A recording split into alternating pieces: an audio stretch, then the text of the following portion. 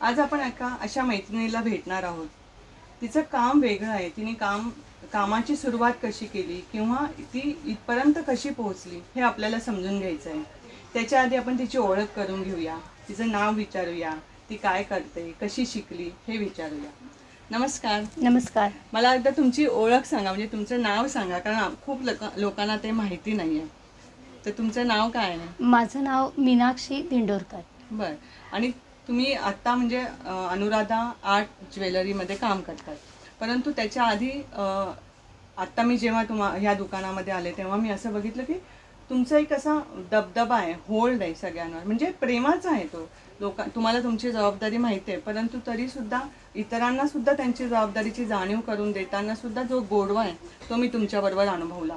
तर त्याचमुळे मला असं वाटलं की तुमच्याशी बोललं पाहिजे, गप्पा मारल्या पाहिजे, कारण कोणी पण माणूस एका अधिकारापर्यंत पोहोचतो, अधिकार पदापर्यंत, तेव्हा तो एक उर्मट होतो. परंतु तुमच्यामध्ये ते काहीच मला दिसलं नाही. तर ह्याचं हे सगळं मूळ कुठे असेल तर आपल्या बालपणामध्ये असतं. आपण बालपण कसं आपलं गेलं, तर तुम्ही तुमच्या बालपणाबद्दल मला सांगा, म्हणजे कसं होतं तुमचं लहानपण? ॲक्च्युली माझं बालपण म्हणजे असं म्हणजे सुसंस्कृत होतं की मोठ्याने बोलायचं नाही, समथिंग सगळ्यांशी व्यवस्थित बोलायचं, आदराने. त्यामुळे ते माझ्या एक स्वभावात मिसळलेलं आहे. जरी कोणी समोरचा उर्मट असा बोलला तरी त्याचं उत्तर उर्मटपणेच द्यायचं असं नाही. त्यामुळे मग ते कसं एक माझा स्वभाव झालेला आहे ना.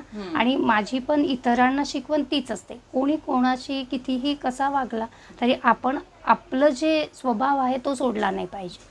पण तुम्ही आता जेव्हा आपण लहानपणाबद्दल बोलतो तेव्हा आपण खूप मस्तीखोर असतो. हो, तसं तुम्ही कशा होते? होतो ना. अगदी लहानपण बालपण म्हणजे अजूनही लहान मुलं मस्ती करतात ना, तर मी सांगते करू दे.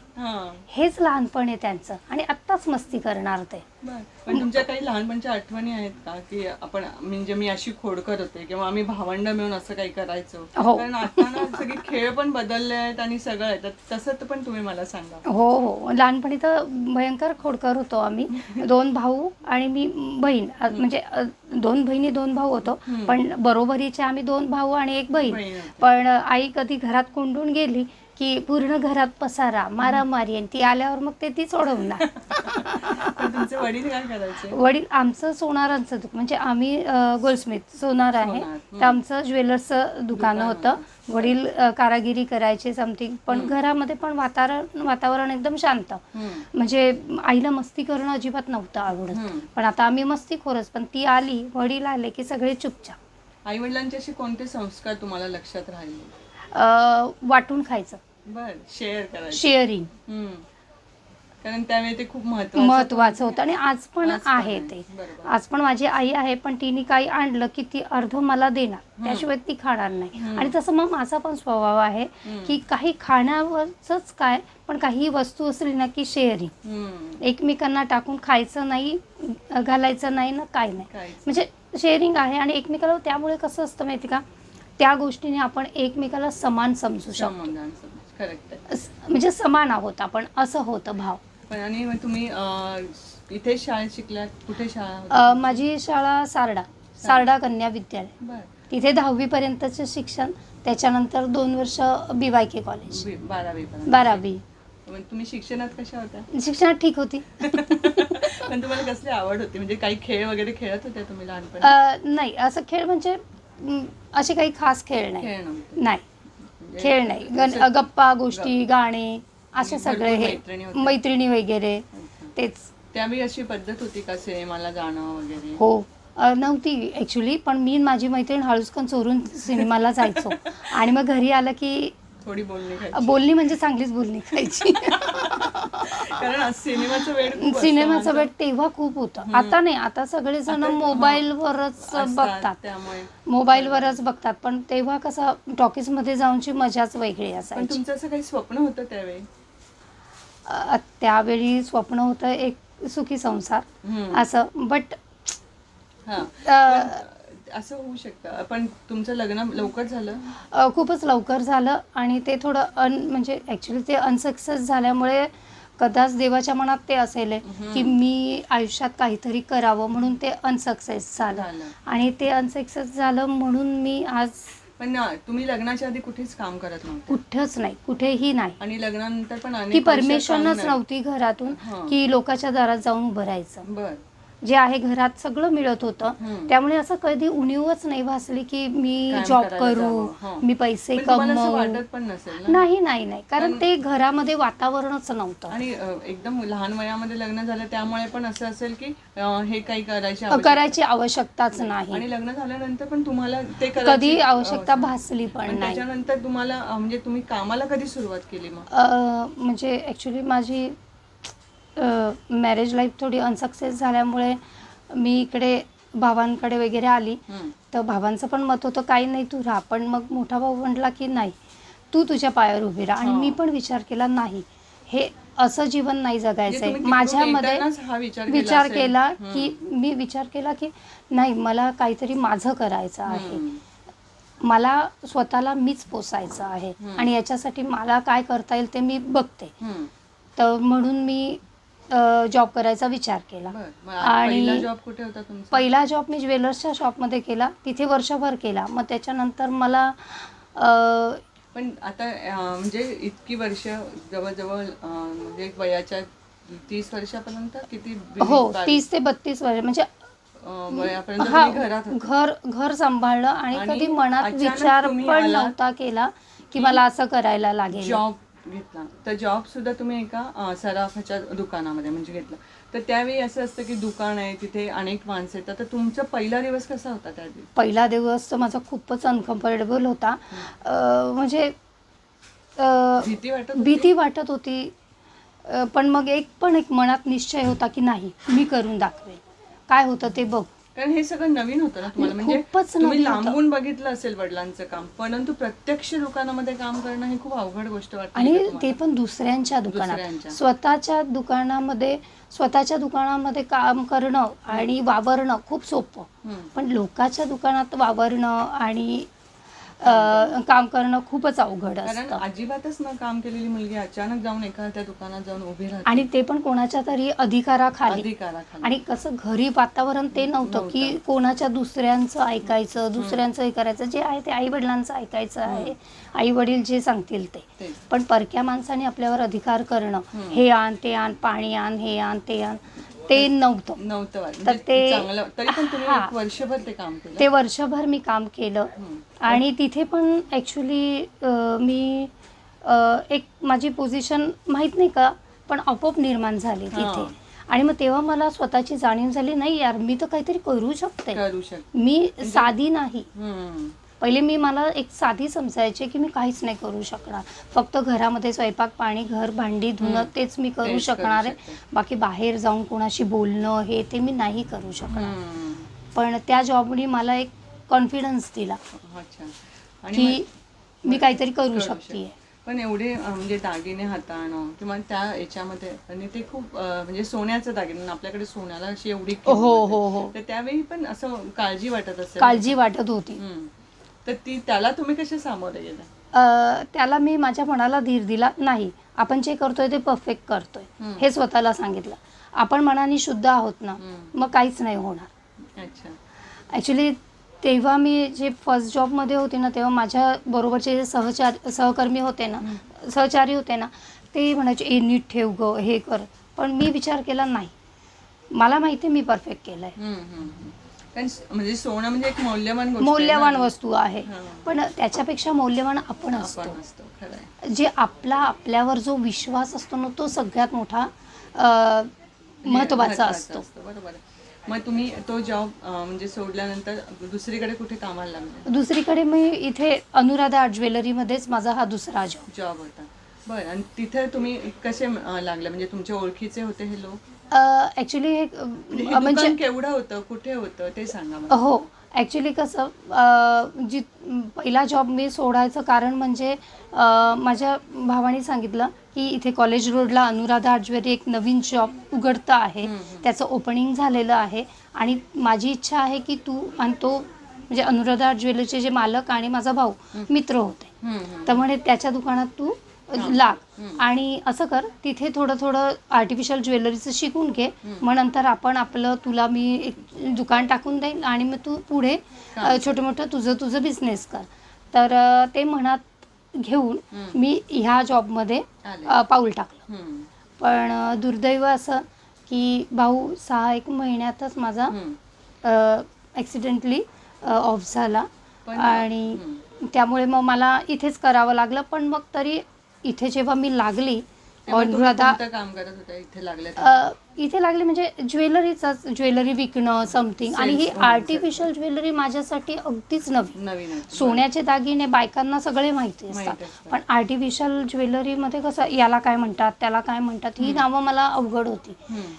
पण माझ्याबरोबर ज्या लहान लहान मुली होत्या ना, हा काळ कोणता होता? किती वर्षापूर्वी? 2006 मध्ये. बापरे, बरीच वर्ष आहेत. बरीच वर्ष. 2006 मध्ये जेव्हा मी लागली तर ह्या सगळ्या गोष्टी मला नवीन होत्या. पण मग त्याच्यातून पण मी झाली. आणि गंमत अशी होती की तेव्हा मी लागली तेव्हा माझं वय 30-32 पर्यंत होतं. त्यामुळे मी थोडीशी वयाने जास्त. Mature होती. हां. आणि कसं असतं आर्टिफिशियल ज्वेलरीमध्ये ज्या काम करतात मुली ना, तर त्या वयाने 18-19 अशा असतात, लहान तरुण असतात. असतात. हां. त्यामुळे मालकाला थोडंसं ते माझ्याशी बोलणं अनइझी व्हायचं, कारण मोठ्या आहेत त्यांना काही ते आपण सांगू शकत नाही समथिंग असं. पण मग मी ते तसं वाटू नाही दिलं आणि डायरेक्ट कस्टमरकडे हँडल झाली. आणि येणाऱ्या कशा बायकाच असतात, हो, बायका मुली, आणि त्यांच्याशी मी खूपच घुळून जायची. मिसळून जायची. आणि म्हणजे मी कस्टमर करताना असं नाही समजत की ही व्यक्ती कस्टमर आहे आणि मी सेल्स आहे. ती आपली फ्रेंडच आहे. बरोबर. त्यामुळे मग तिला काय पाहिजे काय नाही माझं बोलण्याचं हे याच्यामुळे कसं कस्टमर आणि मी जरा जास्त क्लोज होऊ लागली. होऊन जात ते. आणि म्हणजे एखादी सेल्स वुमन असणं आणि लोकांना ज्वेलरी दाखवणं, याच्यापासून तर तुम्ही एका मॅनेजर पदापर्यंत आता इथे पोहोचलात. म्हणजे इतकी वर्ष तुम्ही इथे काम केलं. आता तुमच्या हाताखाली म्हणून पण किती जणी पुष्कळ आहेत. हो. तर तो तुमचा प्रवास कसा होता? म्हणजे आता म्हणजे 17 वर्ष झाले तुम्ही म्हणालात आणि खूप बदल झाला ह्या खूप सगळ्या बदल दागिन्यांमध्ये बदल झाला. दागिन्यांमध्ये मुलींच्या नेचरमध्ये. कारण तेव्हा 2006-10 पर्यंत ज्या मुली जॉबसाठी यायच्या त्या साध्या सुध्या अशा असायच्या. आता कसं जरा शिकलेल्या असतात, थोड्या मॉडर्न असतात. तर तेव्हापासून आजपर्यंत जे हळूहळू पायरीने मुलींच्या स्वभावातले बदल जे असतात ना, ते मी ओळखून गेले. ते तुम्हाला एखादा आम्हाला अनुभव सांगू शकाल का? म्हणजे आता तुम्ही 2007 पासून मुली बघताय तुमच्या बरोबरीने काम करता आणि आता 2024 आहे, तर काहीतरी असा तुम्हाला एखादा लक्षात राहिलेला अनुभव? 2006 ते 2008च्या दरम्यान ज्या मुली यायच्या ना, त्या एकदम सीध्या साध्या असायच्या. आपण जे सांगितलं ते पटकन ऐकायच्या. आणि आत्ताच्या ज्या मुली आहेत ना, थोड्याशा स्मार्ट असतात. आणि कसं त्यांचं विश्व वेगळं असतं. मग त्यामुळे कसं तेव्हा मी प्रायव्हेट म्हणजे पर्सनल गोष्टी त्यांच्याकडून शेअर व्हायच्या. आता नाही होत. मग आता काय करावं लागतंय, आता फक्त कामाशी कामाबद्दल मुलींवर हे करायचं. बाकी त्यांची काय पर्सनल लाईफ आहे त्याच्यात आपण इंटरफेअर नाही करायचं, असं असतं. पण मग ते पण करणं म्हणजे गहू आणि खडे वेगळं करून असं होतं. कस्टमरमध्ये कसा बदल होत गेला? कस्टमरमध्ये खरं सांगू का, मला नाही वाटत काय बदल झालाय. नाही का? फक्त ज्वेलरी मध्ये बदल झालाय. बट कस्टमर म्हटलं तर महिलाच. फक्त प्रत्येकाला काहीतरी वेगळं पाहिजे असतं. आणि आधी पण तसंच होतं. प्रत्येक जी स्त्री येते ना अनुराधामध्ये, तिला काहीतरी वेगळं, मला या साडीवर काहीतरी वेगळं द्या, युनिक काहीतरी. बरोबर. आणि मग ते करून देता देता हळूहळू माझं माइंड पण कदाच क्रिएटिव्ह होऊन गेलं. तर तुम्ही आता म्हणजे ओळखायला लागलात का मोती मधला किंवा याच्यातला फरक? हो. मोती म्हणजे इथे दिवसातले 10 तास तर मी इथेच असते. त्यामुळे मला आता ह्या ज्वेलरी आहे समथिंग आहे सगळ्यांमधलं इतकं सगळं म्हणजे ज्ञान आपोआपच मिळून गेलेलं आहे. पण असा किमतीमध्ये पण खूप फरक झाला? किमतीमध्ये फरक झालाय. आणि येणारे कस्टमर पण म्हणतात तुमच्याकडे खूप महाग आहे. पण मग मला आता कळू लागलं की क्वालिटी काय असते. कधी मी बाजारात फिरायला जाते ना, अमुक एक मेन रोड समथिंग असं जाते तर ज्वेलरी बघते, अरे इथे तर किती स्वस्त आहे. पण मला समजते की ह्याची क्वालिटी काय आहे आणि आपल्याकडे काय आहे, म्हणून हा फरक आहे. आणि इन जनरल कसं बायका जेव्हा जातात तर सांगतात ओ तुमच्याकडे तर महाग आहे, इथे तर स्वस्त आहे. पण त्यांना ती हे नसते ना, पारख नसते. आणि पण आता तुमच्या दुकानामध्ये पूर्वी जो माल ठेवला जायचा आणि आता म्हणजे आता तर ते दुकान वाढलं असेल ना मोठं झालंय आता. तर त्याच्यामध्ये काय बदल झाले का? कशामुळे बदल झाले असं तुम्हाला वाटतं? ॲक्च्युली कसं कस्टमरच्या फ्लोमुळे तो बदल झालेला आहे. बाकी व्हरायटीमध्ये तर तोच काहीच बदल नाही आहे. पण आता म्हणजे जेव्हा मी बघते की तुमच्या बरोबरीने 10-15 मुली असतील, ह्या सगळ्या काम करतात आणि तुम्ही एका मॅनेजरच्या पदावर आहात, तर तुम्ही त्यांच्याशी बोलताना एकदम मी असं बघितलं की असं कोणतेही पद तुम्ही दाखवत नाही. तुम्ही त्यांना जे काम सांगता, जबाबदारी वाटून देतात, त्याच्यामध्ये एक गोडवा आहे. तर हे रिलेशन तुम्ही कसं मेंटेन केलं? ॲक्च्युली पहिली तर गोष्ट आहे की त्या मुली मला मॅडम नाही म्हणत, त्या मला आत्या म्हणतात. याचा अर्थ की त्या मला माझं समजतं, बरोबर ना. त्या मला शब्द कसा काय आला? हो, ते पण एक छोटीशी कहाणी. ती सांगा आम्हाला. पहिले मी जेव्हा लागली तेव्हा मला सगळे मीना मॅडम म्हणायचे. पण माझ्याबरोबर माझी एक चुलत भावाची मुलगी पण जॉबला यायची आणि ती अशी 18-19 वर्षाची होती. तर ती मला म्हणजे आत्याच म्हणणार ना, तर ती आत्या म्हणायची आणि बाकीचे तिच्याबरोबर ज्या मुली काम करायच्या ना त्या मला मीना मॅडम म्हणायच्या. आणि मुलींचं कसं असतं माहिती आहे का, एक नाजूक मनाच्या असतात. त्या विचार करतात, अरे यार ही आत्या म्हणते आणि आम्ही का मीना मॅडम म्हणायचं. मग त्या पण आत्या म्हणायला लागल्या की आम्ही पण आत्या म्हणू. म्हटलं म्हणा. आणि तेव्हापासून ती तर लग्न करून सासरी गेली, बट तेव्हापासून सगळेजण मला आजपर्यंत आत्याच म्हणतात. म्हणजे सगळ्यांच्या आत्या झाल्या. सगळ्यांच्याच आत्या झाल्या.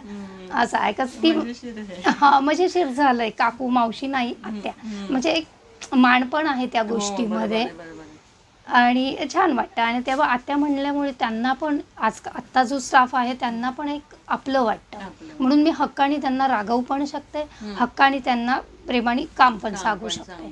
असं आहे. पण आता तुमची इथे किती वेळ तुम्ही असतात का? ॲक्च्युली म्हणायला गेलं तर 11 तास तर इथेच असते. म्हणजे सकाळपासून सकाळी 10:30 ते रात्री निघता मला 9:30 होतात. 9:30 होतात.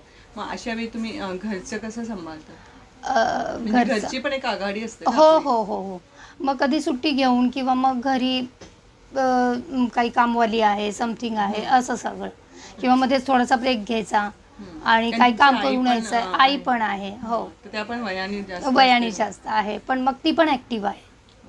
पण आता तुम्ही इतकी वर्ष काम करताय, घर पण सांभाळताय, नाती पण सांभाळताय, तर अशा वेळी अनेक महिला अशा असतात की ज्या अडचणीत असतात, संघर्ष करत असतात किंवा त्यांच्याही आयुष्यामध्ये काही घटना घडतात, पण त्याच घटना धरून बसतात. पण तुम्ही काय केले की ती घटना मागे सोडली आणि तुम्ही खूप पुढे आलात. येस. हां, तर तसं करण्यासाठी म्हणून आपण कसा विचार केला पाहिजे हे तुम्ही सांगा. ॲक्च्युली कसं होणारी गोष्ट असते ती होऊन जाते. आपण जर तीच धरून बसलं ना की आपण तिथेच थांबून जातो आणि थांबून पण फायदा काहीच होणार नसतो ना. बरोबर. जर आपण एखादी गोष्ट आपल्या जीवनात दुःख झालं जर तेच धरून ठेवलं तर ते दुःख काही सुखात बदलणार नाहीये. त्यामुळे त्याला थोडंसं इग्नोर करून जर पुढं गेलं तर ते हळूहळू विरून जातं आणि त्याच्यातून मार्ग निघतात. तर त्यामुळे हा एक मी म्हणजे पाया धरलेला आहे की जाऊ दे, जे होत आहे घटना होऊ दे आणि कदाचित त्या होणार आहे, त्या झाल्या म्हणून काहीतरी चांगलं झालेलं आहे. होणारी गोष्ट जेव्हा वाईट होते ना तर त्याच्यातून काहीतरी चांगलं होणार आहे म्हणून ती वाईट झाली आहे. बस हाच माझा एक विचार असतो आणि मी सोडून देते, प्रत्येक गोष्टीला लेट गो करते. तुम्ही म्हणजे जेव्हा अगदी कामाला सुरुवात केली त्यावेळीचा तुमचा कॉन्फिडन्स आणि आजचा कॉन्फिडन्स त्याच्यामध्ये खूप तर तो कसा झाला? म्हणजे तुम्हाला आज काय वाटतंय मागे तुमच्याविषयी बघताना? मी मागचा जेव्हा विचार करते ना तेव्हा विचार करते की हो, माझा निर्णय परफेक्ट होता. माझा निर्णय परफेक्ट होता जो मी घेतलाय आज. त्याच्याबद्दल मला स्वतःलाच माझ्याबद्दल प्राऊड वाटतं. करेक्ट आहे, खरंच आहे की मी बरोबर निर्णय घेतला. आणि काम करताना एक कॉन्फिडन्स वाढत जातो ना बाईचा. जसं आपल्याला यश मिळतं ना तसं आपला कॉन्फिडन्स वाढतो.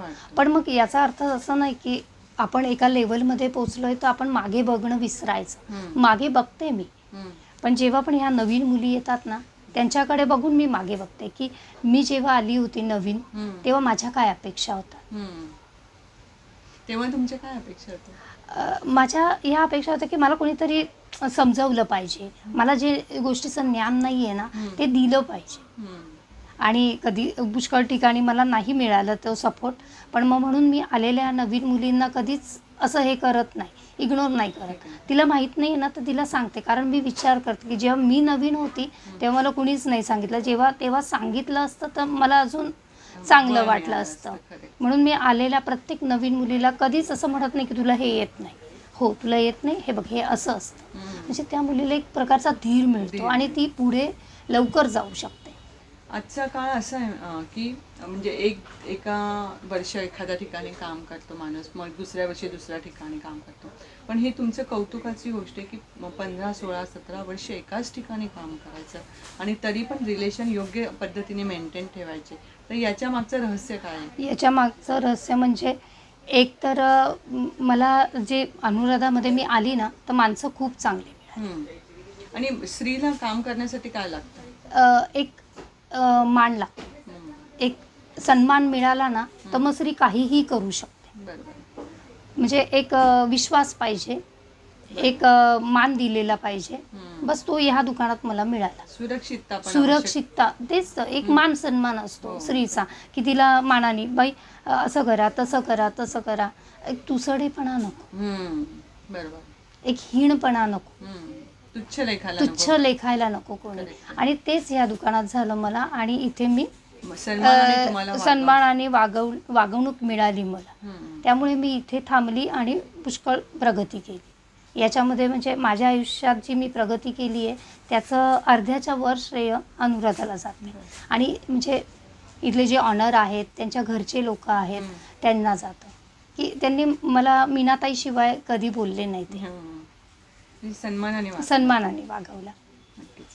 आणि अजून तुम्ही महिलांना काय सांगाल की काही महिला एकट्या राहतात, काम करायला कंटाळा करतात किंवा त्यांना असं वाटतं काम करावं की नाही, म्हणजे भीती असते. बरोबर. त्या भीतीवर त्यांनी कशी मात केली पाहिजे? कारण तुम्ही पण कधीतरी त्या काळातून गेलात ना. हो. त्याच्यामध्ये जग म्हणतं की एकटी स्त्री काहीच करू शकत नाही, पण मी सांगते की एकटी स्त्री खूप काही करू शकते. फक्त तिला तिच्यावर विश्वास पाहिजे आणि तिला स्वतःला एका साच्यात ठेवलं पाहिजे की नाही, मी जे करणार आहे ते परफेक्ट करणार आहे. त्या जे करताना स्वतःच्या मान सन्मानाला हानी नाही तिने पोचवली पाहिजे.